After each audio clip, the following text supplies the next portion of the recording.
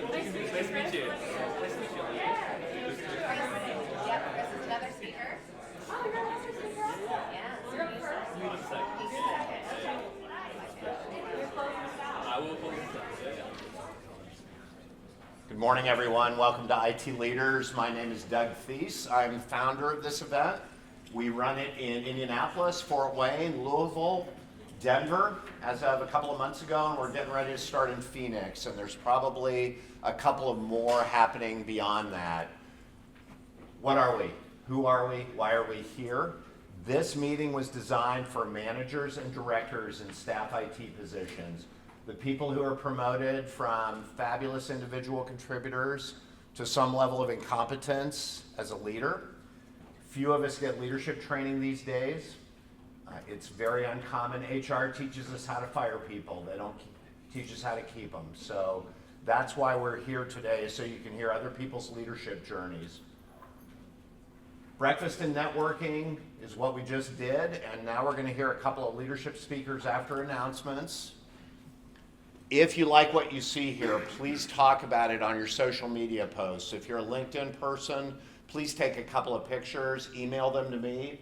If you want to broadcast it on other social media platforms, please do that. IT Leaders Louisville is the hashtag that you can use to make it a little bit easier to find. And my mobile phone number is up here if you want me to publish your photos as well. We have a few different ways to stay informed about what's going on with IT leaders. The website is the most, is probably the easiest one to find. It's itleaders.org/Louisville.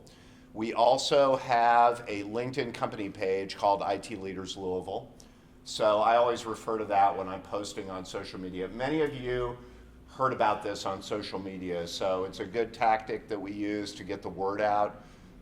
More importantly, if you could tell your friends on the soccer field or at church, folks who are in IT who aren't necessarily in your organization, maybe previous coworkers that might benefit from a meeting like this that focuses on leadership skills, I think it's quite valuable for them, and the group is always going to be better when it's bigger.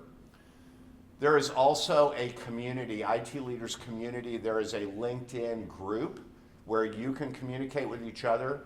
That group actually is comprised of all the markets. So Indy, Fort Wayne, Denver.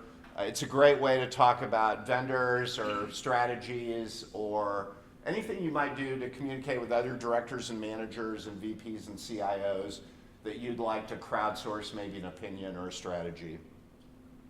We love to cross-promote. We love other events. Josh Higginbotham runs the Louisville Data Technology Group. Do we have anybody here who represents that group right now? No problem. Here's the website, meetup.com, Louisville Data Technology Group. They're data focused, as you can imagine from their name. But Josh runs that group, and it sounds like it's a good one. I haven't gotten to go to that one yet, but it's been around for a while. Oops, there's a couple of other events. Looks like I'm out of order here. Rocket Women, great event. Does anybody know about any of the Rocket Women events that are going on in the near future? Again, check the website. Shannon Fear does amazing work here locally. Men are invited too. It's not all for women, but its focus is on women in technology.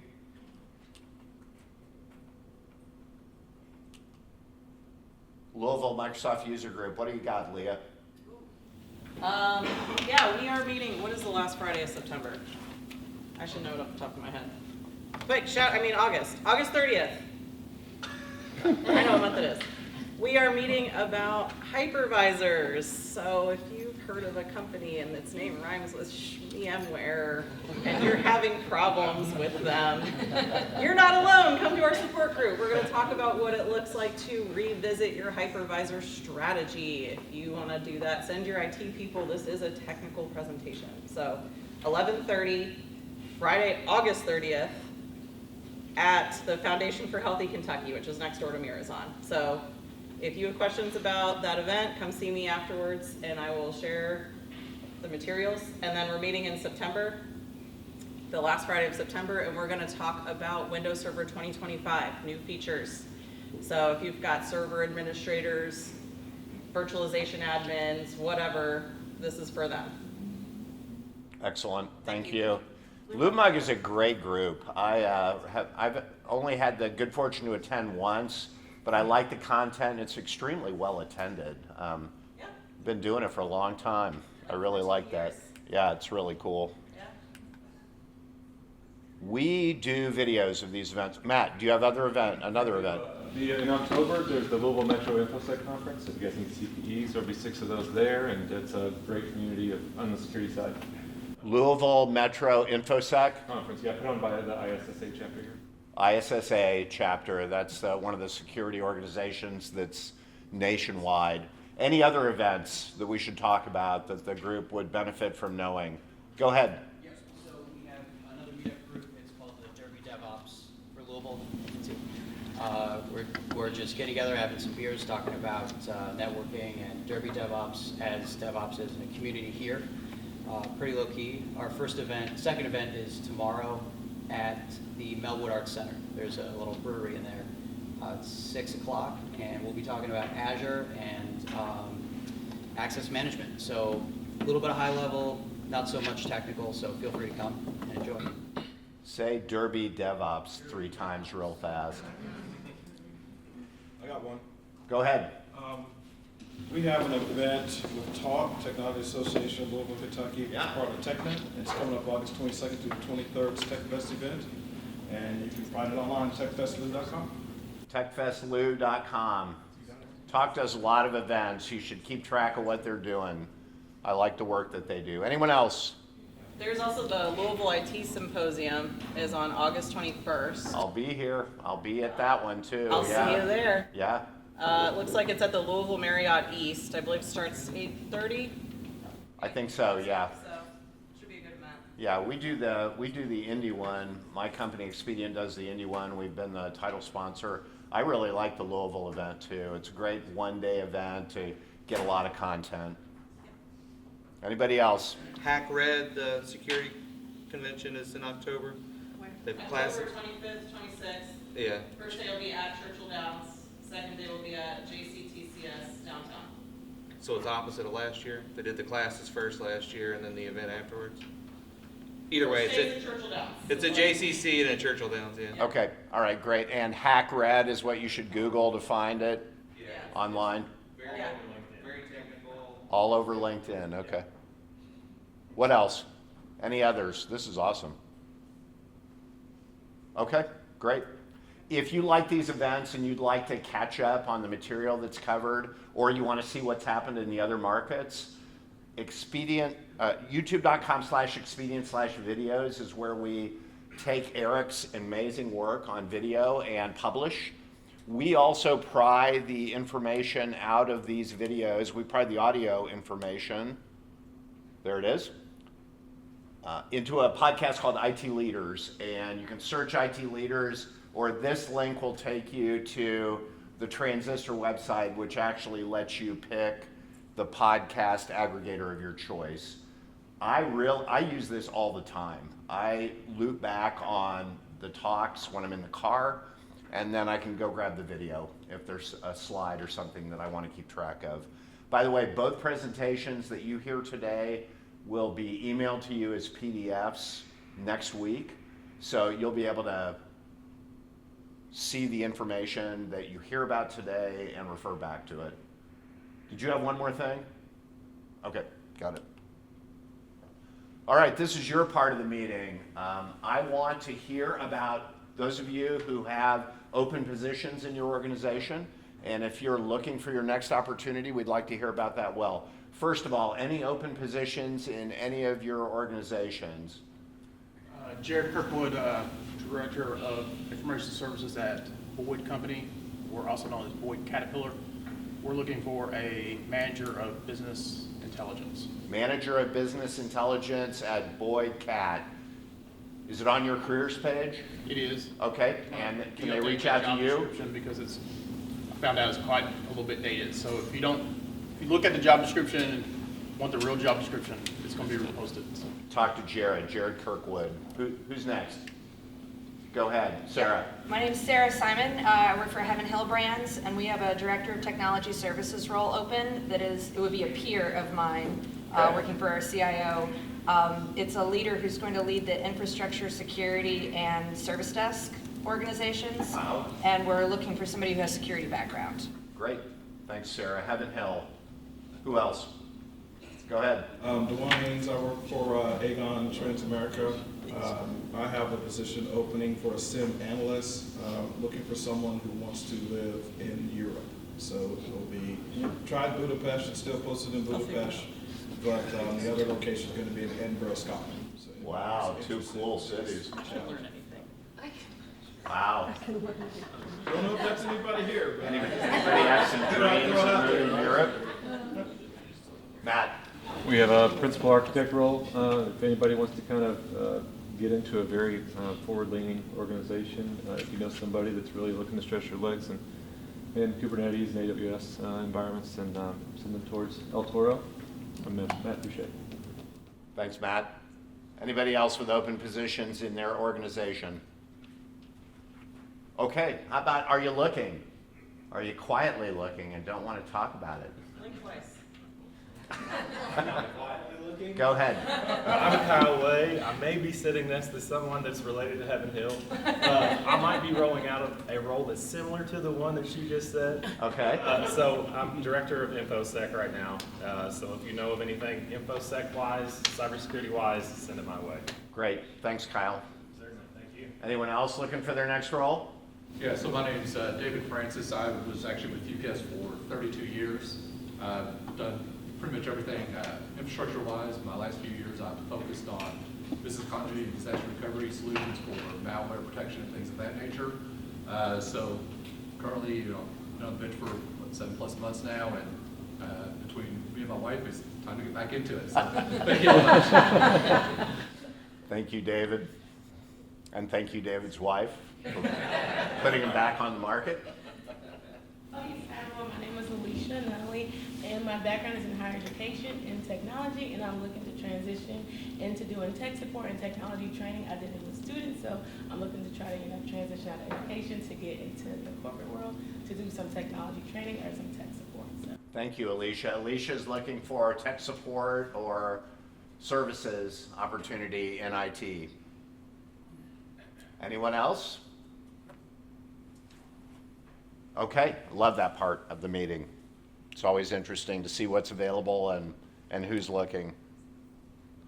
How you can help this meeting. If you like what you see here, I will probably be reaching out to you in the next week or two. Please schedule some time with me so we can talk. I'd like to hear about what you think of the meeting, if there's folks in your organization who might benefit from this, or if you know of speakers locally who might be a good future speaker for IT leaders, I'd like to hear about that. I'll be sharing the videos, as I mentioned. Share those with your colleagues too. If you want to let them know, make sure they know that Expedient's YouTube channel has these events. But I look forward to talking to you on this. Centric Consulting in Louisville has been critical on the success plan for making this event as big as it is in just a couple of short years. Next month will be our 2-year anniversary. Will be the 3-year anniversary. We've done 2 years, so it'll be the start of the 3rd year that we've had it. It's amazing how much we've grown. And we couldn't have done it without Centric and all the people that they know here locally to get the word out. Big deal. Dion, do you want to talk a little bit about what services that you offer? I'm gonna let Chris do it. Chris, do you want to talk about it? Good morning, I'm Chris Durham. Can I have our Louisville team stand up? So I work with these phenomenal people right here in our community. The name Centric is because we are community-centric. So we're a 25-year-old firm. All of these people that you see here today work locally, and we work with many of your businesses every day, providing business and IT consulting. And we have another 2,000 people standing behind us who help to bring expertise across business as well as IT data and analytics, cybersecurity, AI, software development, the list goes on, coupled with all of the business technology services. So that ability to wrap people and project management and operational excellence around your IT strategy is what we bring to the table. We are honored to be a part of this group, and it's so fun to see more and more people come every time and more familiar faces. So thank you for the opportunity. Thank you. Centric's a really cool company. If you have the opportunity to meet up with them, they do a great deal of good work. And then my company, Expedient, we are a data center firm with 15 data centers in 10 cities. They let me spend my time and their money to bring value to the communities that we operate IT leaders in. Most of those communities we have a data center in. Louisville is an exception. We're glad to be down here. It's grown like crazy. It's a great community. I really respect it. Data centers and VMware Cloud are our primary businesses. If those are of interest to you, if hypervisors are of interest to you, we're happy to chat about them. Today's meeting and 2 more before the end of the year. October 8th is the next one, every other month, second Tuesday of every other month, and then December 10th. Not quite sure yet if we're going to have a meeting like this or if we're going to do something a little bit more casual. You'll be hearing about that in the next month or so. Next event, Sue Freeze will be speaking, and we'll have another guest speaker. I'm working out who that second guest speaker is coming up. She's going to be talking about barriers to effective communication and how to minimize those. Sue was scheduled to speak last meeting, but had a family issue come up, so we're going to get her back on the stage coming up in October. Today's speakers, Alex Perry is going to kick us off. Alex is from Indy, just like me. And she's one of the few people who's spoken twice at IT Leaders over the 8 years we've been running up there. She's going to be talking about communication as well. And then Chris Sight, the CIO of Louisville Metro, is going to be talking about what's going on in the city and how leadership gets generated out of IT into the rest of the city as well. So Alex, you're up. Let me do your AV work here. No pressure with a lead-in like, oh, she's one of the few people who's been able to do this twice. I'm like, okay, we'll see how this goes. I'm excited to be with all of you today while he does this. I just want to set up some expectations of what the next half an hour is going to look like. So obviously my heart and soul is around communication, so I'm going to ask you to do a little bit of talking with me because I would rather talk with you than at you. Is that cool? Awesome. Another thing I would like to say is that if you need to take a phone call or get up, go to the bathroom, do whatever, please go do that. I do have a little bit of stage fright and anxiety, and so if I see you scrolling on your phone typing things, do you know what I'm going to think? I'll be like, oh, she's so boring. So if you need to do that, please do. I know that we are all working. It is 8 o'clock or 8:45 in the morning and you've got stuff to do. If you would just slide right on out of the room to do that for me. I would also like your permission to do something towards the end. So I am a solopreneur. I run my own consulting firm. So if you don't mind, I would like to share with you how you might be able to access my services. Can I have your permission to do like a 2-minute commercial before we end? Is that cool? All right, so I'm gonna do a 2-minute. I'll try to keep it at 2 minutes. If there's somebody that's like a really good timekeeper, you can be like, hey, I'll respond to that cue. Just let me know. So I would like to do that.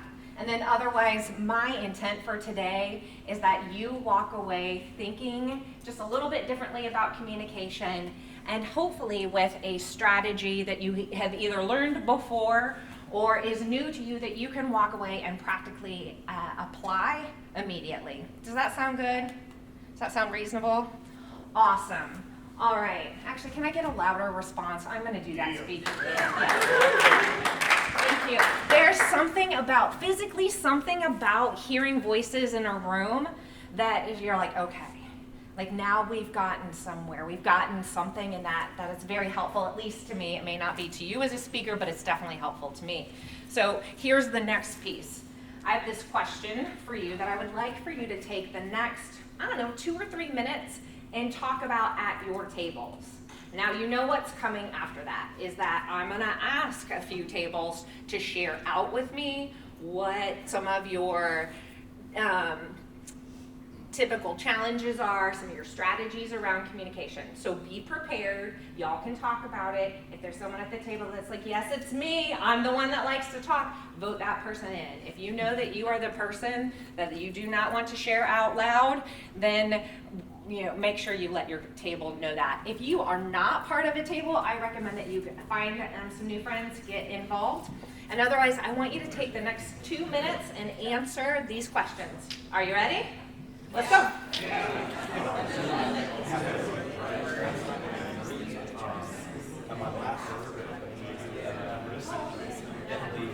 Same thing with the CTO. All right. Say what? I said they're not going to be the ones keeping time for you. They are not. No. Doug was like, I got time. I appreciate Doug. I appreciate my timekeepers. Okay. I am curious. I need a couple raised hands. Who wants to share? Right here. Tell me your name. Dewan Haynes. Dewan. All right, Dewan. So, do I need to stand up or can I sit? Yeah, you can stand up. I don't have to stand You up. don't have to. But if it makes you feel better, I'm good. You said feel better if I No, can't? it makes you feel better. Just checking. Okay, fair enough. So we had a little bit of a different dynamic. We really didn't have enough time to go through everybody at the table. Okay. But Terrence, I had his name tag, really gave a good representation of this company because it's small. Yep. And so his dynamic, though he thought it wasn't impactful, really was because he has the ability to be able to go in and talk to a number of these executives and just have just a general conversation. We were starting to dig into some of the larger organizations about some longevity being with the company, maybe working your way up with some of these people and being able to determine their identities or mental mindsets, because the way you communicate with all executives won't be the same. You will have to tailor your presentation to each executive you come into contact with. And then somebody said, stop. So that's as far as we go. By somebody, he meant Doug. Doug, who's Doug? That's Doug. Right. Okay, so I love this. In some organizations, we have the privilege of being able to walk up to somebody to say hi, to build a relationship, and approach it that way. And then if we're in a larger organization, that may not be the case. We may be going up to, right, it might be our VP level person, it might be not even at that level, but we're going to the people around them and getting to know our executives through those other people so we can be tailoring the presentation. That's really good. And I would add one more quick thing. Yeah. If you don't have a relationship, their admin assistant is a great source because they can really help. I'm sorry, did I jump ahead? No, My bad. no, you are misreading my face. I'm like, Okay. please keep preaching. I don't have a poker face. I was like, hey, would you like to do this presentation? No, I love that. No, that is my face of yes. Yes, by all means, get to know the people that know those people the best. So knowing the gatekeepers, if you still call it gatekeeping, I don't know, do they still call it that? Administrative assistants, people that know them is a great way. Who's got a challenge that they're willing to share? Right here. Say what's your name? My name is Isaac. I'm a Louisville geek. Hi. So we kind of talked briefly about some challenges that we might face regarding, execs having kind of like a mass forward thinking.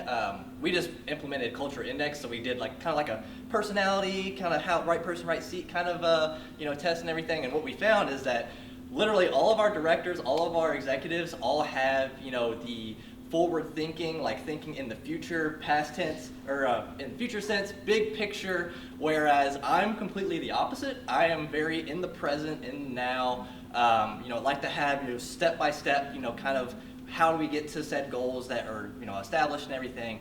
And I know that we kind of agreed that sometimes that dealing with executives that have that big picture thinking and kind of breaking it down into those little tiny bite-sized chunks can potentially be a challenge in some aspects. For sure. How do I communicate with someone who is a forward thinker when I am a present moment thinker? They are 18 steps ahead and I'm like, whoa, slow down. We don't have a budget yet. That's hard. That's hard. this is what our plan is for, like, we're gonna be here in 5 years. I'm like, okay, let's break it down year by year, and then we'll kind of work on that. Slow down. Slow down. All right, one more challenge. Who's got one more challenge? Right back here. What's your name?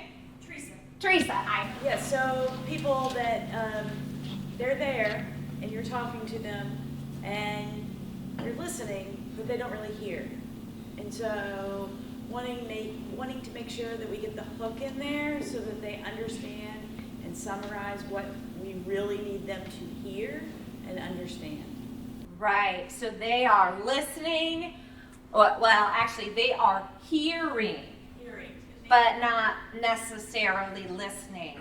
And sometimes we can tell that if we know our leadership really well, we can tell that, like, the behind the eyes look, right? Like, are you really with me? They may even be distracted. They may be doing something else. Okay, well, hopefully today you'll take away some things that will help you with the communications, or if not help you, help someone else, because you do have the opportunity to take what you learned today and teach it to someone else, which I think is the real power in learning. So the purpose of today is that I'm going to talk about one common trap that many of us fall into when we are communicating with leadership. All right? So, oops, sorry, I got click happy. So I want you to imagine for a second that you're an architect. Can you all imagine being an architect for a second? Yep. Right, so you're an architect and you are really, really excited about the design of your building. Right, you know the intricacies of it, you know how carefully you've laid out the plans, and then you're talking with an investor. And the investor is thinking about, oh my gosh, what is this going to do in terms of tenants? How am I going to see the return on my investment? What is this going to do for my portfolio? How much money are we going to bring in? So two totally different priorities in terms of communication. Does this all sound familiar? Y'all are familiar with this, right? So what's the trap here? The trap when we're in these communications, one of the traps that we can fall into is focusing solely on role-based communication. So y'all, can you play this example with me? If I say CFO, what do CFOs care about? Money. CFOs care about money. What does a COO care about? Efficiencies, operations. What does the CEO care about? Say it. Everything. He's like, all the things. Somebody said sales. Sales is one of those things. And yes, that's true, but there's so much more, and we've already brought that out into the room. So you can think of it, a great example is to think of it as a doctor. So if you are thinking about how, if an athlete goes in to visit the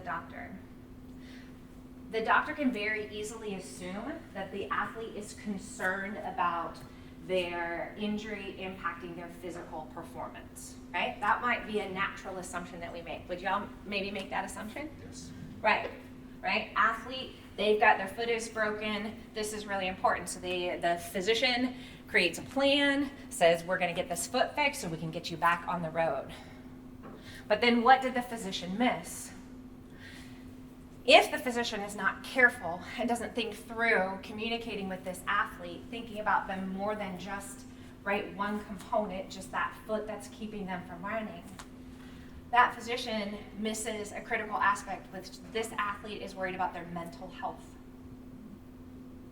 So they create a plan that addresses the foot, which is fabulous, but that's not at all what the athlete cares about. The athlete's like, how am I going to deal with the fact that I can't run for 6 months, and running is the thing that keeps me sane? So if we are not careful about how we communicate with each other, we can make these assumptions and we can have these misses happen all of the time. Let's take this into a real life example. All right, does anybody recognize this store? Can you tell what it is? What it was? Target. It says, I remember wanting to vomit. I don't know if any of you are familiar with this story, but Target decided to launch into Canada. Anyone familiar with this?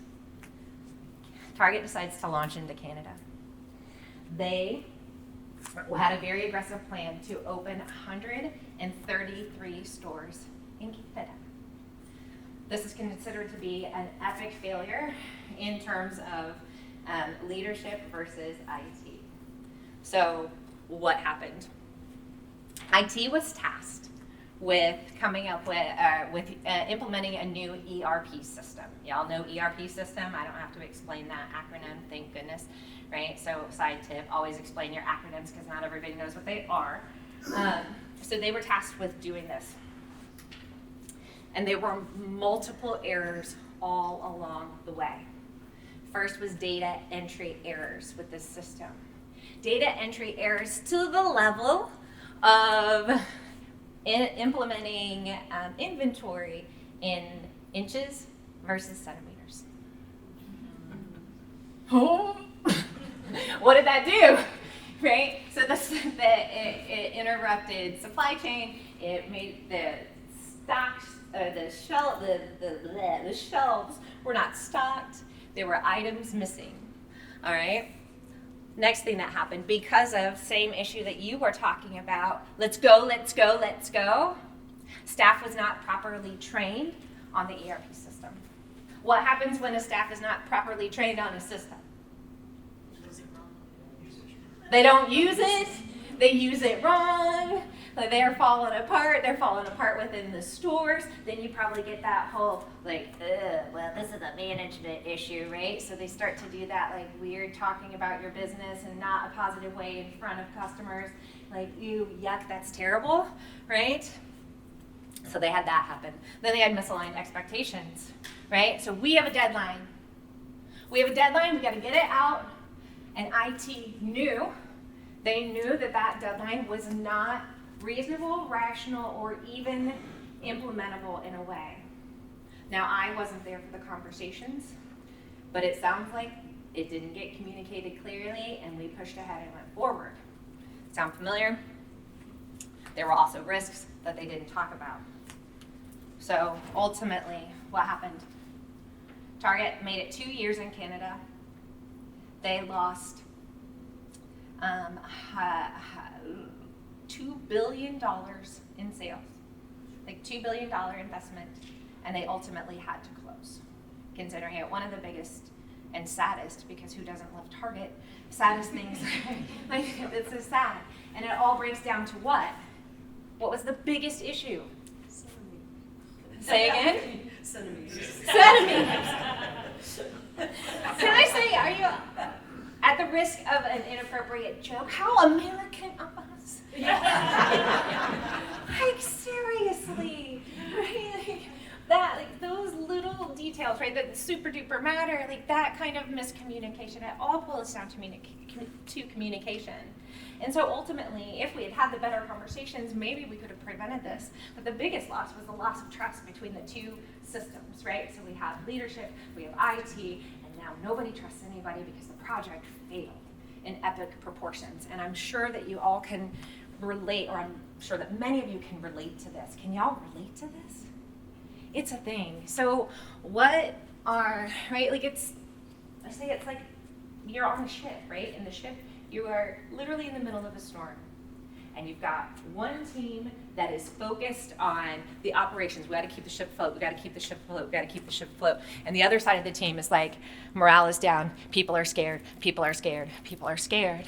And if we don't talk with each other, we can sail that ship just as nicely as possible. But we're not all on the mission of staying alive, or vice versa.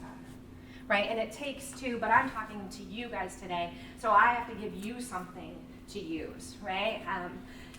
It takes two, but we are responsible for our own communication and the pieces of it. So how do we avoid this trap of role-based communication? How do we stop that? All right, so first and foremost is to understand their professional priorities. And this is more than just their role. This is do the research. Back to you guys gave a great example of this. Do we know what matters to them? Do we know what's relevant to our leaders right now? What's keeping them up at night?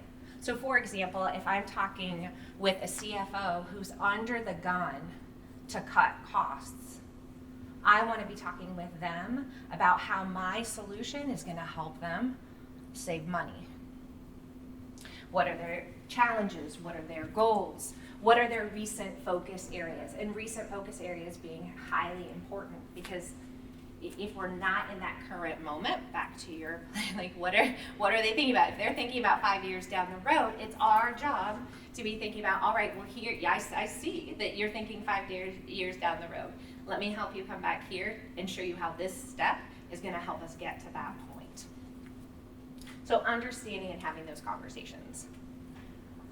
2, tap into personal motivators, which means getting to know them on a personal level.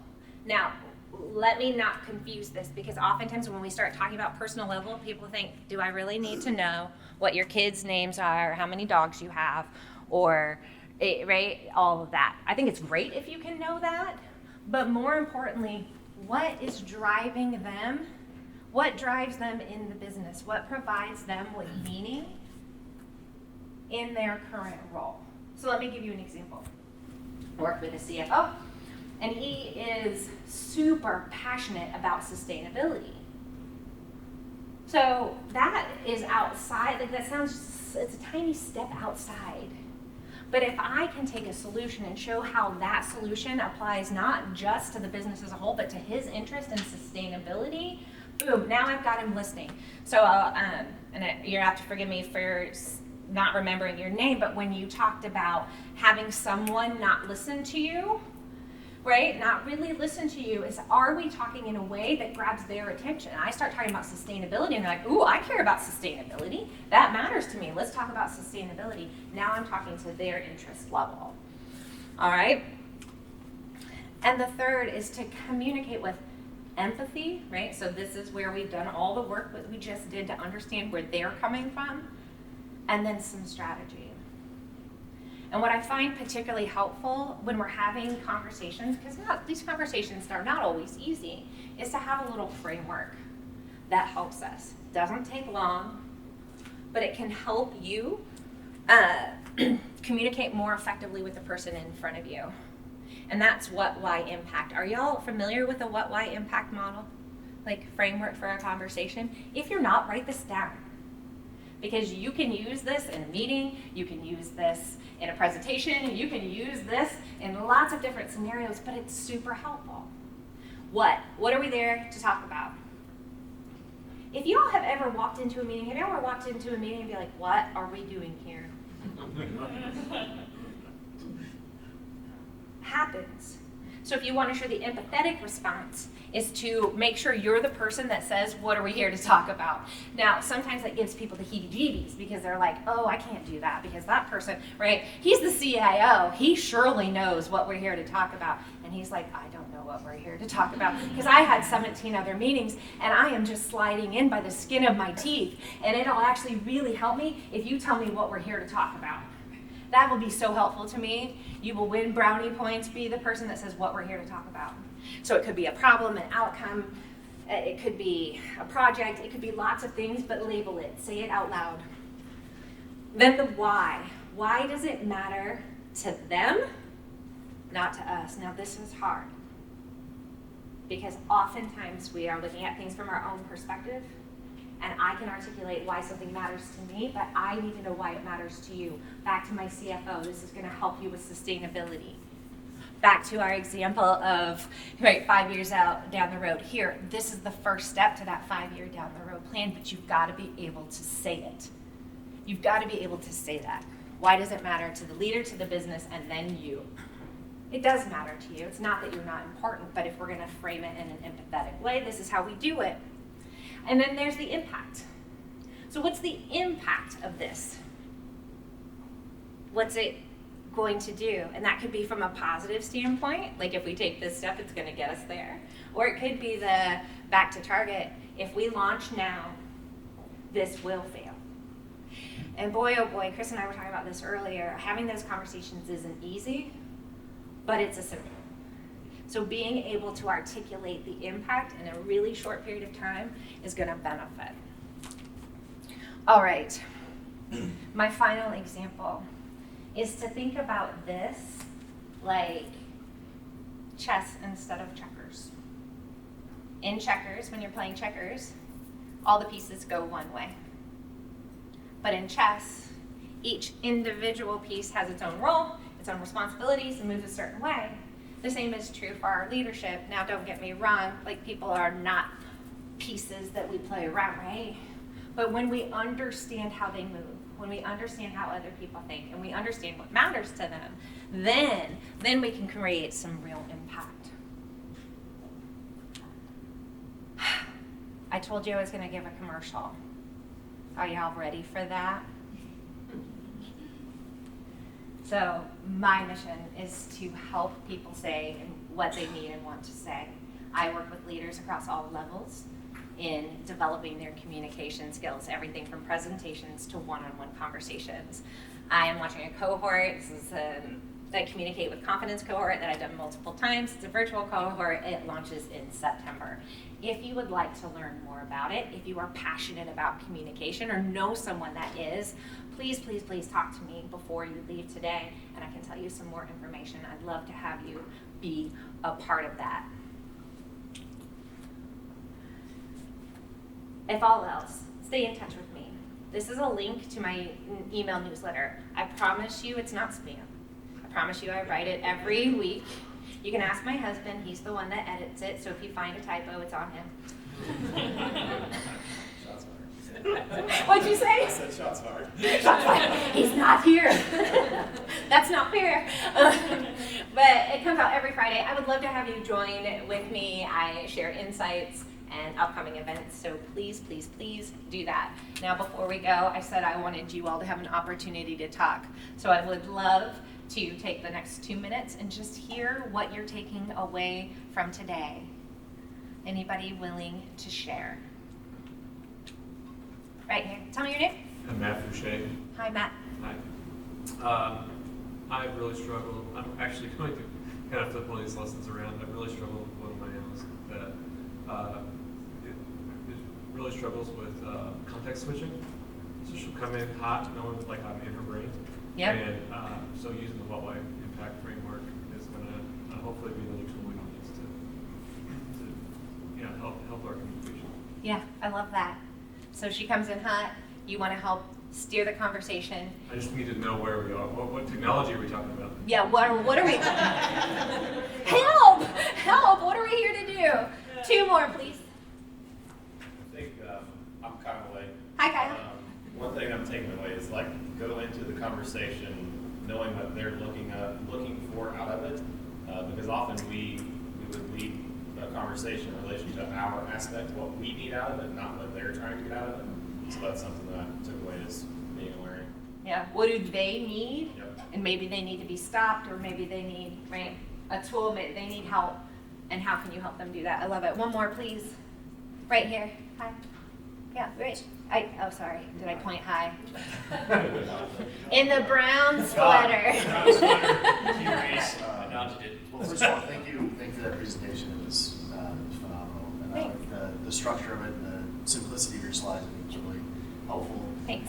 One of the things that I was thinking about, and I think it ties to what Kyle was probably saying there, was around, I think it's more around the opportunities. So understanding their priorities, but looking for those opportunities when they take expansion roles or change in role or whatever. So we just had it applied to me because I was thinking about our CFO just expanded his role to the president role. He's taking up some lines to try to get some operational experience. And I think those opportunities to get in with them and understand now, hey, okay, you went from here to here. Let's talk about your strategies. Let's talk about where you want this business to go and where your head is and all those things and pain points or what's going to keep you up at night about that particular business is how I applied it, and I'm going to lean into that opportunity. But I think there's those opportunities anytime. It could be something small with somebody expanding or taking on, something new, and it's probably refreshing to them to have somebody, hey, okay, I know you took that thing. Now let's talk about it. And what does it mean to you, and where you want to go, and Yeah. Refreshing to talk about opportunities. So am I going in with that conversation? Y'all, thank you so much for your time and your attention today. I really appreciate it. And Doug, thank you as always for having me. Thank you.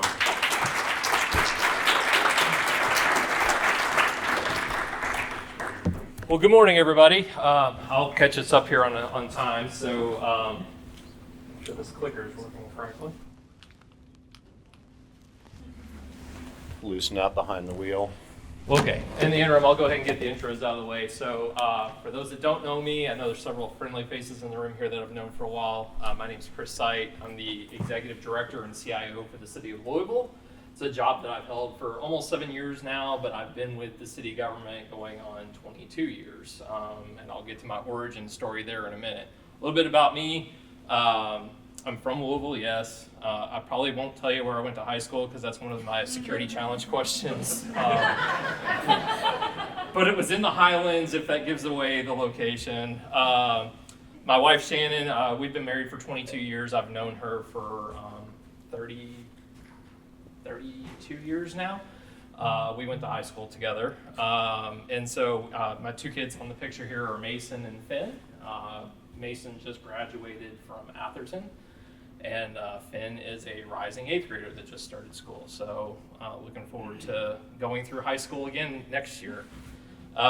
Went to the University of Louisville after I went to the Sullivan University. I am a non-traditional student in that sense. So I immediately started working out of high school, tried to do the full-time student thing at the same time at U of L.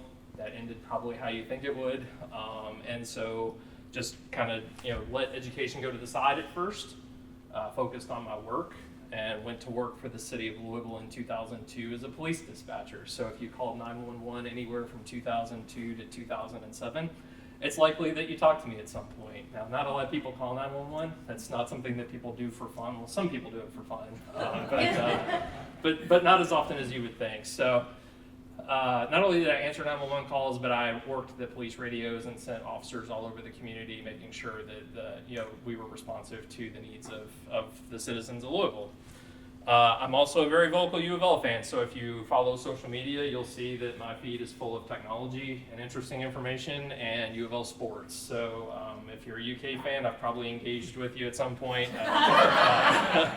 And my son actually has kind of taken in my image on that. He actually has started a whole social media channel called The Ville HQ that has a pretty big following if you've seen some of his hike videos out there. So proud of him to kind of see him continue the family legacy there. Go Cards. Oh, Cards, that's right. All right, so back to the work history thing. So I told you I've worked for the city for a combined 22 years. Starting as a police dispatcher was my first full-time job. That first job that I had out of school, right out of high school, that kind of got me familiar with city services, and a thing that a lot of people don't conflate with the city of Louisville is working at this zoo. So I was actually a guest services employee there starting in the summer of 1995. Worked there for about a year and a half, operated the train as you can see here, and also worked at the front gate doing that. So, and then the bottom picture down here, you can see that's me working in the 911 center. That's probably circa 2005 or 6 or so. We had moved into a fairly new communications center after the city-county merger. City-county merger kind of played an important part in my origin story in going into IT. When we merged the city and the county, there were 5 separate dispatch centers. So if you think about Jefferson County and the complexities of all the different things that were here, we had a city police dispatch center. We had a central 911 operation that took all the calls and then farmed them to the other systems. We had a city fire department dispatch center that dealt with EMS and fire. And then we had a county fire, police and EMS that was consolidated for the county population. And then there was what they called Louisville Public Radio, which dealt with a lot of the folks that you maybe don't normally associate with 911. That's the folks that go out to put barricades up when the roads are closed. They go out and they deal with obstructions in the roadway when trees fall across them. So that was all different dispatch functions prior to the city-county merger that happened in 2003. When we merged, we had different computer systems. We were in different facilities scattered all across the city.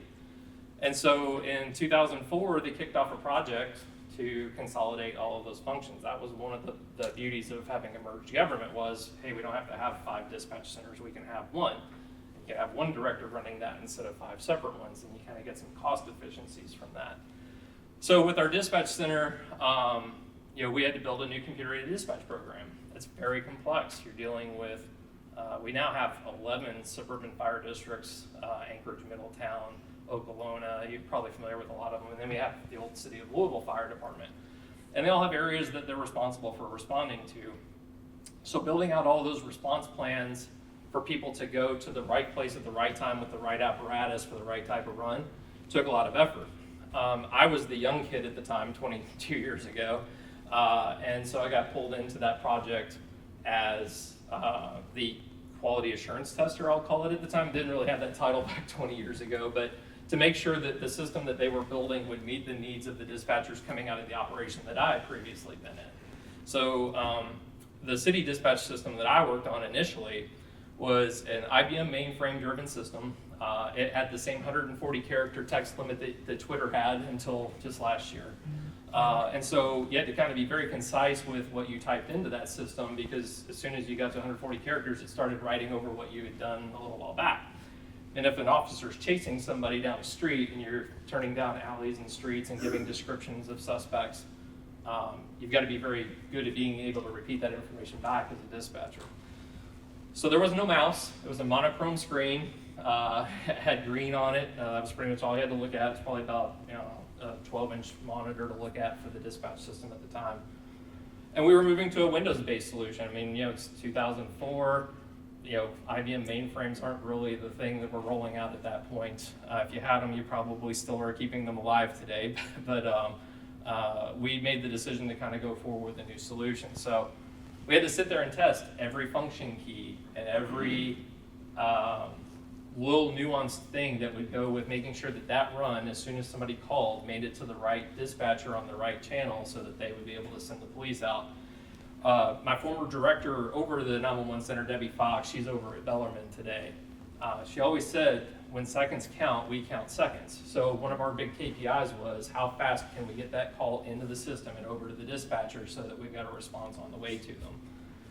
And that kind of was the first experience I had with leaders that were very clear about their expectations. And so I kind of wanted to touch a little bit on that today in terms of we don't always get formal leadership training, but we're always getting leadership training, because if you look around you, the people that you work with, the people that you work for, they're always teaching you a lesson.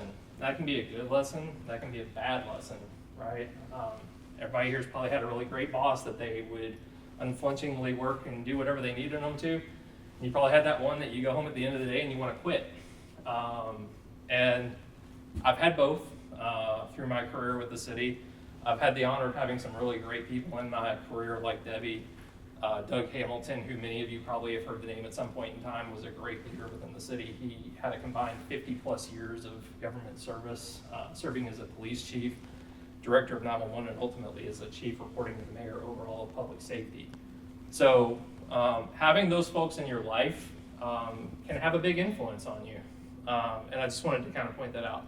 The other thing I wanted to touch on, just kind of fun facts. I am a high school basketball official for the 6th and 7th region, so if you don't like this presentation, feel free to boo. I've heard it before. I actually kind of enjoy it. It's kind of fun when people boo, because usually they don't know what I've seen, right? And nobody ever asks. They don't ask what I saw or what I didn't see. And then the other cool thing is that I just wanted to point out as a leader is, and it's kind of a tip that I was going to give later on, but I'll touch on it now. I'm certified to operate in a bucket truck. And I did that because I asked my staff to be able to do that too. Within our IT department, we take care of 128 miles of fiber optic cable that connects a lot of our city facilities. We also have 2,000 police cameras scattered across the community. They all sit 18 to 23 feet in the air on utility poles. And so when we first got our bucket truck, we used to outsource this work, but it got to be a little too much once we crossed the threshold. So with that many cameras out there and that much fiber optic cable, we bought a bucket truck. And my staff was a little nervous about it at first, as you might expect, right? I mean, you're putting your life in the hands of a hydraulic lift and going up 25 feet in the air over traffic. And I didn't want them to go into that thinking that I was asking them to do something that I wouldn't do. So when we first did the training class to get certified on the truck, and Public Works has a lot of trucks out there, so they were more than happy to throw us up in the bucket truck and scare us a little bit.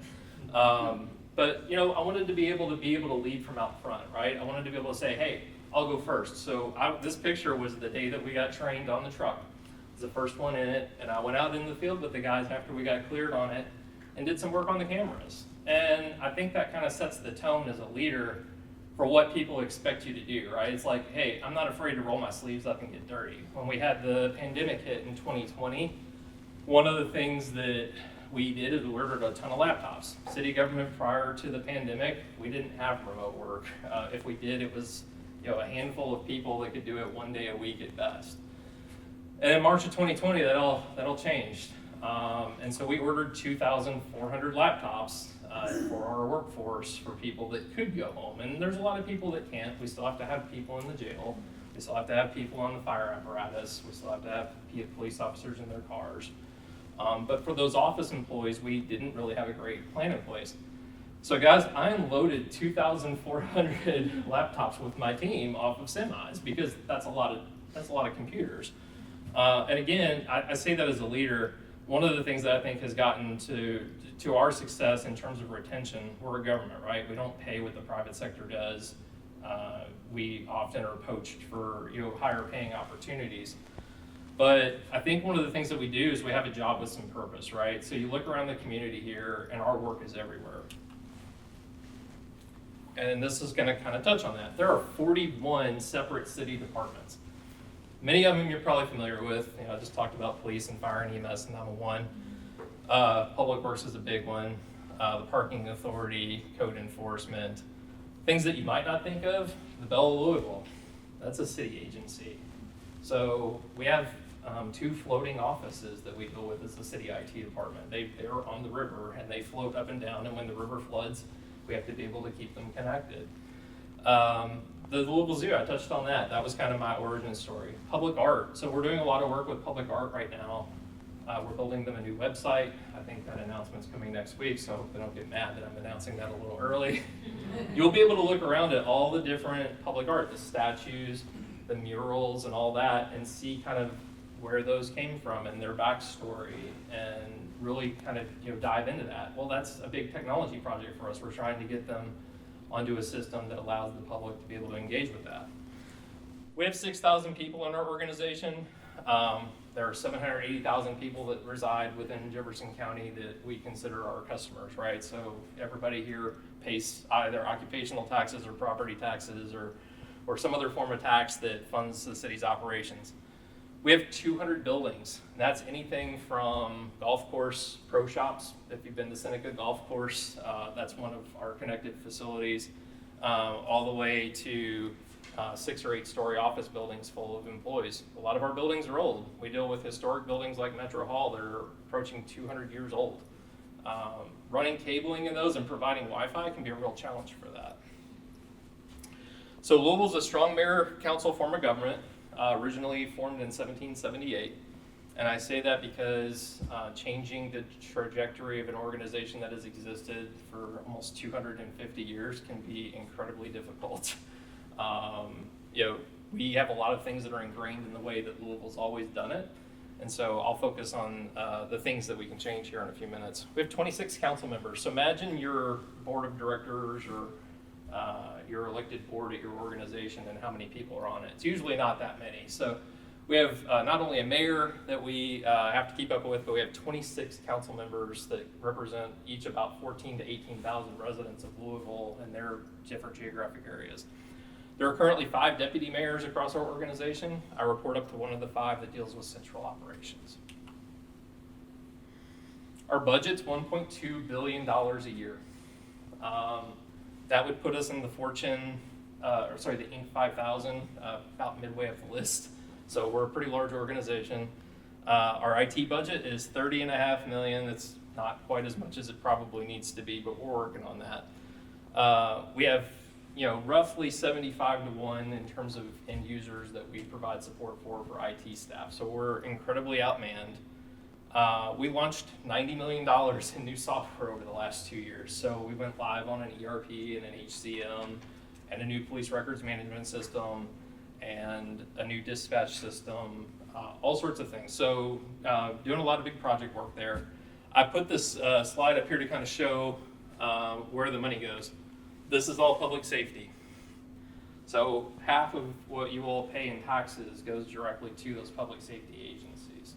IT sits over in this little teal slide over here along with finance and HR and a few other departments, fleet and facilities, So, quite a bit there. If you're complaining about trash pickup, people not mowing the grass, this is the piece of the pie that goes towards that. So if you ever want to talk to your elected officials about concerns that you have around where the city's investing its money, this is a great chart to refer back to because this defines our priorities as a city. So what do we do in Metro Technology? We're the full service IT provider. All those agencies I just talked about, we provide their services. What don't we do? The county clerk is a separate office, so if you do vehicle registrations, you do things like that, that's all run through a state system, and the county clerk's a separate elected official. We don't do the library. That is the one outlier as a city agency. We provide them with some of their HR services and some back-end support, but they, being a public-facing agency, get a lot of E-rate funding, and they do their things a little bit differently than we do. And then we do 24/7 support. So our help desk never closes. We have police officers, we have firefighters, we have corrections officers, we have 911. So we're not able to close our operations, so we provide continuous service for that. We have 82 employees full-time in the IT department. We do rely on 20 contractors to kind of help us pick up the load from where we can. We have 21,000 devices on our network. I mentioned the 128 miles of fiber. And we have 216 million cyber events annually that we track and respond to. I was talking to Eric earlier from JCPS about our security team and why we have that number of people. 216 million still outnumbers the 18 people that I have on my security team. And as we've seen in recent time, cybersecurity challenges for city governments are scary. I think it's really a tough time to be in city government. We have people trying to get into our network continuously. And cities don't receive the level of funding that they probably need to in order to keep the bad guys out. Now, I feel like we've done a good job of kind of keeping pace, but I think we need to close the gap even still from where we're at. There we go. I'll go back here. So, I talked a little bit about our agency. I talked a little bit about city government. I wanted to tie it together with this slide to kind of talk about, well, how does IT impact the community, right? Normally you think, well, you're a back office function, right? So we provide all the technology and support for the Real-Time Crime Center. I mentioned those 2,000 cameras. There's a room full of people that watch those cameras continuously and try to get the police out to those areas as fast as they can, hopefully to try to prevent something from happening, but oftentimes to solve the crime as quickly as we can. We deal with 1,300 police officers. They all have tech in their cars now like you wouldn't believe. Body-worn cameras, dash cameras. They've got a computer in there that can provide them with information. There's a printer in there so they can hand out citations. Lots of different moving pieces. So we've got a team dedicated just to that support aspect. Talk again about the zoo. That's our orangutan using an iPad to play music. So I always like to touch on kind of the cool fun stuff that we get to do as a city IT department. So we do work in all the backs of the exhibit spaces to provide these types of encounters. There's a lot of times connectivity and Wi-Fi in every exhibit in the zoo. I touched on the dispatch center. These last two, this is really where IT's kind of stepped forward in the last few years since the pandemic. And this is all related to digital inclusion. So there's a digital divide in our city. There's a percentage of our population, and it's higher than it needs to be, that don't have any home broadband connectivity. It's running, I think, around 25% of our population. So if you look around the room, 1 in 4 people might not have a home internet connection today. So we're doing two things. One, we've rolled out new computers in our community centers to have computer labs available for kids when they get out of school so that they have a resource to be able to get onto the internet, do their homework, do some research, whatever they want to do. They can game on them too. That's fine. I mean, sometimes you just got to blow off some steam. And then the other piece is we're doing what's called our Connected Parks program. So our Connected Parks is an initiative that Mayor Greenberg ran on a couple of years ago when he was running for mayor, that he wanted to provide Wi-Fi in every metro park. I'm proud to say, just starting this year, that we've already got 20 of those parks online, and we expect by June of next year that we'll have all 109 metro parks online. So that's a big initiative for us. It's taking a lot of work and infrastructure to put that in place. Many parks don't have any improvements that we can put Wi-Fi equipment on, so we're having to install poles and power and those types of things. This picture down here in the center is at Alberta Jones Park. It's one of our new parks that the Parks Alliance worked with Metro Parks to build out. And we worked with them to make that our very first connected park. It is the heaviest utilization of any public Wi-Fi park out of the 20 that we've done so far in terms of daily use and data consumption. We know that there's a gap in that neighborhood for people that have lack of home connectivity. We've prioritized building in those areas intentionally to make sure that we can kind of close that divide. And then this is one other example of tech. I think I'll play it here real quickly, just briefly. For those that haven't seen it, this is our Sumatran tiger. She just had a baby about 2 weeks ago, and we have a cub cam in the exhibit. And so let me see if I can get this to play just for 1 second. I'm not going to play the whole video, but I think it does a good job of. Go back here. So this is our cub cam. So you can see the cub laying down here with mom.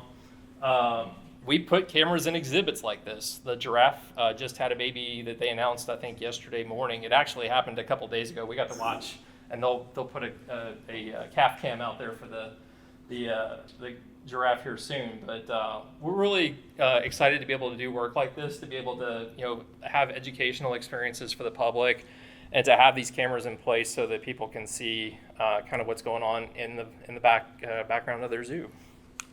Let me transition here. So talk a little bit about, I've talked about the city, I've talked about me, I've talked about some of the things that we do. I want to talk a little bit about how I lead my team. So I took over in January of 2018. And when I took over, I looked at our existing strategic plan for the department. Taking care of people was number 5 on our list. At least it was in the top 5. I will give credit for that. Personnel turnover rates were running pretty high at that point. There was a leadership change, partly attributed to this, but 18% turnover in the agency. It's pretty high for what we've seen. So we've moved taking care of people up to number 1 on our list, and you have to be intentional about. It's not just a buzzword, right? Like you can't just say it and then not do anything. So how did we do that? Investing in training. So making sure that people have opportunities to learn and grow. And that can even mean that they might grow out of our organization. A lot of organizations tend to get really possessive of, well, if I train you, I want you to sign this agreement that says you'll pay me back if you leave within a year. We don't do that. I want people that want to be there. And I want them to want to be there, right? So if you provide those training opportunities, giving them that chance to grow is step 1. Step 2 took a little longer, and that was really emphasizing internal promotion. So working on giving people the opportunity to take that next step. I think that was not only the most painful piece of the changes that we had to implement, because I think a lot of people, when they saw one person move, immediately thought, well, I'm next, right? And sometimes people are at different points in their career and their trajectory and their experiences that you can't do everybody at the same time. The other thing about city government that's a little bit painful is that we're very, very transparent with salary information. So everybody in a city government knows what everybody else makes. So when you give somebody a promotion or you give somebody an increase, everybody knows it within a couple of weeks. It shows up on a public dashboard you can go out to, and I'll share the links to all of our open data here at the end. That can present challenges because people get upset when they see somebody that they maybe perceive wasn't as deserving as they think they are themselves. So it's definitely an area that we've had to work on. Having an open door policy. I know it's kind of cheesy and maybe isn't the right way to phrase it. My door is open 95% of the day. I close it very briefly for calls when I have to, and then it's right back open. And it's not just sitting at my desk waiting for somebody to come to me. It's getting out into the office space and walking around and talking to the employees, right? It's making sure that they feel seen and heard continuously, because I think one of the things that we struggle with as a city government is, making sure that people's voices are raised up. So taking the time, spending it with them, and then taking that information and making sure it gets to the appropriate level of city government to take care of an issue. Alex kind of talked about meetings earlier and the what and the why, right? I frankly would just like to see an overall reduction in those. So people spend a ton of time in meetings, and if they're in the meeting, they're probably not doing the work that actually needs to be done. They're just talking about it. So I definitely like the why there, and I'm going to try to use that in our meetings to do some further reduction there. I talked a little earlier about, the city government's been around since 1778, focusing on the things that we can change. If something comes up and somebody's upset about it and they want to see it change, I'm pretty quick to acknowledge whether or not I think there's a realistic chance of that happening, right? I've been around the city for 22 years. This is my 4th mayor. The entire Metro Council minus 3 people has turned over in the time that I've worked there, right? So there's a lot of people coming and going, and it's not to say it'll never happen, but if it hasn't changed through 4 administrations and dozens of council officials through the years, probably not going to happen. Meet with people where you need to meet them. This is another kind of key point that I wanted to touch on. So talked a little bit about communication this morning. I think different people have different expectations of where they want to be met in their communication. I have people that report directly to me and my leadership team that prefer that we communicate over text. I have people that prefer that we only chat over a phone call. I have people that want to just send me an email, and I have people that want to have a one-on-one every other week. And I do all of those things to help meet them where they need to be met at. And because of that, we've had incredible stability, I think, on our leadership team compared to some of our other peers. I'll talk about this one briefly. Culture eats strategy for breakfast. I love a good strategy. We continuously work on our strategic plans as an organization. But if the culture is not there and the people aren't bought in, you might as well wad it up and throw it away. Be flexible. I've always found that people oftentimes when they have difficult situations come up either in their professional life or in their personal life, they need you to provide that flexibility. That's one of the things that we really try to focus on, is making sure that we meet people with that flexibility so that they have the opportunity. Maybe they need to travel out of town for a funeral for a few days and they want to telework because they don't expect that they're going to be offline the entire time. Cool. You want to take 3 days? Go for that too. And then the last piece that I want to talk about kind of from a leadership standpoint is lemonade tastes great after you get some lemons, right? So somebody hands you some lemons, maybe you got some bad news. Try to squeeze them and put some sugar in there, right? I mean, like we're all handed difficult situations as IT leaders, right? And we always have something that we wish we could take back, and lemons aren't always the best thing if you just bite into them. But if you take those and try to add them to something else and maybe make the best of it. So those are kind of the core tenets of how I lead my team at Louisville Metro. And then I will go about how long have I got, Doug? You got another 10 minutes. Oh, cool. All right, sweet. I got time then. I'm on time. I thought I was behind schedule here. So Mayor Greenberg's top 5 priorities. We talked a little bit about strategic planning and how people have to be bought in on that, right? So this is his plan for improving Louisville. And you can kind of see his number 1 priority is aligned with where the budget allocation was at. So 50% of the budget's being spent on public safety. And I can tell you it's higher than that because some of the spend in my agency also goes towards that. The team that we support for cameras and the bucket truck and all the repair bid budget, that's all in the IT budget. So it's actually more than 50%. He wants to improve affordable housing in Louisville, so you're seeing a lot of investment in that space. Cleaning up the mess. I hope that you all have seen the improvements that have happened here, and I know it's difficult to see if you don't drive all over the community all the time. If you go back a few years, the amount of trash that was blowing around in different parts of the community was pretty intense. We've got teams dedicated to doing that cleanup pretty regularly now. And we do take tweets. So if you want to tweet us where you see a problem out there, you can tweet at Metro 311, and we'll take that information and send somebody out. The mayor announced his universal pre-K program this year, so he thinks that one of the things that will help to disrupt violence in our community is getting kids into school early. And so there's not a lot of pre-K options out there for kids right now. Wanted to make sure that pre-K was available to any 4-year-old in the community, and so we've started down that process with a $5 million investment this year. Protecting the rights of women, so we've established an office for women in our organization, and they regularly are doing women's ambassador programs and women's leadership programming within the city government and for the community at large. And then making it easier to invest in Louisville You all may have seen the news announcement recently about LEDA, which is the new Louisville Economic Development Alliance. That is modeled after several cities that have built similar organizations that are a public-private partnership. And then Healthier Parks and Healthier Cities. We're playing into that space in IT through our Connected Parks program, making sure that there's accessibility out there. One cool thing about the Connected Parks, we've started partnering with Air Pollution Control District, and they are now putting neighborhood level sensors in the park since we've got the connectivity already there, so that we can provide real-time neighborhood level air quality monitoring and look for smells and other types of things, so that people have awareness for that. If you go on our website, you can see all of the air quality monitors that we've got across the community.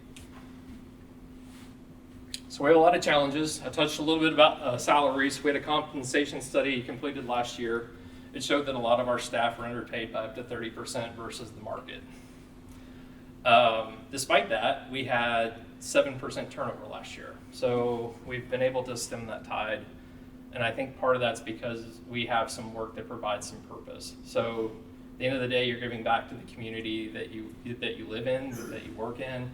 And I think a lot of people resonate with that kind of mission in our organization. Can I ask a quick question? Yeah. Does that include all compensation, or is that just simply looking at a study on salary? That was salary. So it was a salary-specific study. Because I think you guys do a very good job, as far as benefits and retirements and all that. So yeah, and that's a good point. So benefits have changed through the years. I'll give a couple examples. So I've got an 18-year-old and a now 13-year-old. When my 18-year-old was born, which was 2006, we paid $250 for my baby to come home with us, right? That was how good our insurance was. It was great, $250. We walk her out the door, we got a baby, we got a car seat, we're good. Fast forward 5 years later to 2011 when Finn was born, and now we were up to $1,250, right? So just in 5 years, that out-of-pocket cost for the employee went up, 500%. It was a pretty big increase pretty quickly. And the other thing that changed in 2014 with the state legislature is that the pension program changed for city and county employees. So I'm what they call a tier 1 employee. So I predate that time frame, which means if I do 27 years of service with the organization, I get a full pension benefit starting the day that I hit 27 years. Our newest employees are in what they call tier 3. And tier 3 is kind of a hybrid 401k type model. So there is no defined end to your service. So it's not as robust as it used to be. So those have been challenges, and I think a lot of our employees, and it's mandatory, that's the other piece. So like you're forced to contribute 5% of your salary, actually it's 6% now of your salary to that, and then the city puts in an appropriate amount. But it can be a challenge for people to retain them long term like we used to with that tier 1 pension benefit. We benchmarked against other cities and counties of our size: Columbus, Ohio, Indianapolis, Nashville. They're a little bit bigger than us, but it's proportionally close in terms of population. And what we found is that we're about half the size for our IT organization that we should be.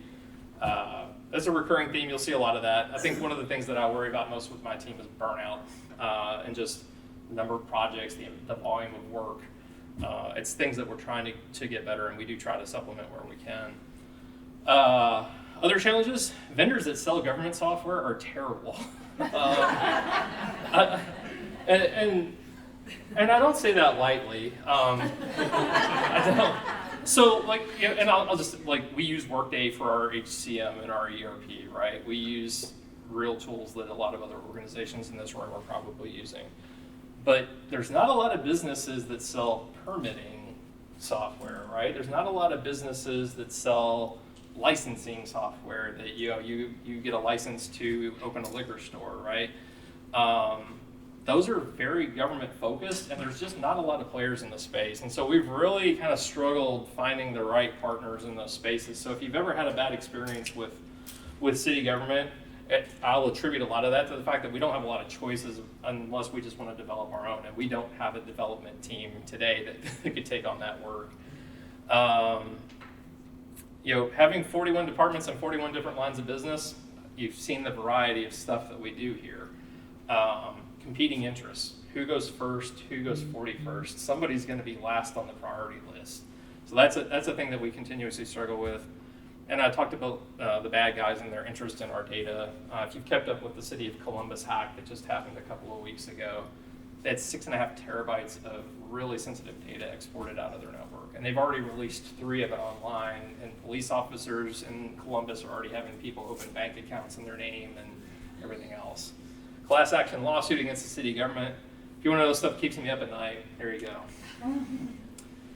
But, flipping the tone to a little more positive note, here's the things that I think are going to kind of revolutionize, city services and the way that we do things in Louisville. I think generative AI is going to help us deal with constituent complaints and questions more frequently than what we're able to do today. Metro 311 is a great program. They celebrated their 35th anniversary yesterday, so it's been around since 1989.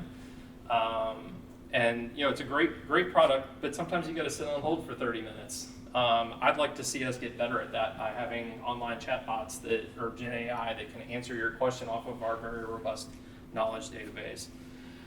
We're doubling down on customer relationship management. We've talked a little bit about the software that the government vendors provide. We think that maybe our path forward is putting more commercial solutions out there, such as a Salesforce, to front end a lot of those systems, and then basically let those systems do what they're good at, which is issuing out the permit or the license. We're working really hard to recruit more internet service providers to the area. So about half the city of Louisville right now is served by fiber ISP. Usually it's AT&T or Igloo resells their service. About half of it has maybe Spectrum as their best option.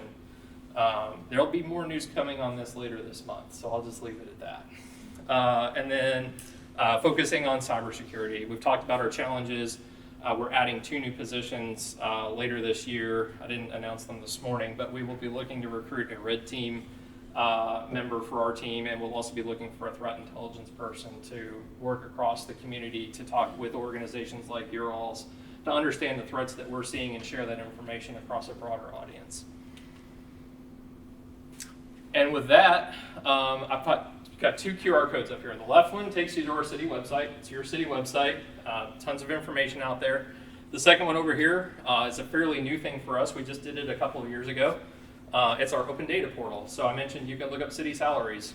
I also want you to know that you can look up every transaction that the city has ever done in terms of spend. So you can go out there and look by department, by vendor. There's all sorts of things you can see out there. So if you want to look at that information, it's all publicly available to you. I'd encourage you to check it out. And I'm definitely going to try to get my data team in with that data group that I heard earlier this morning. And with that, I thank you for your time.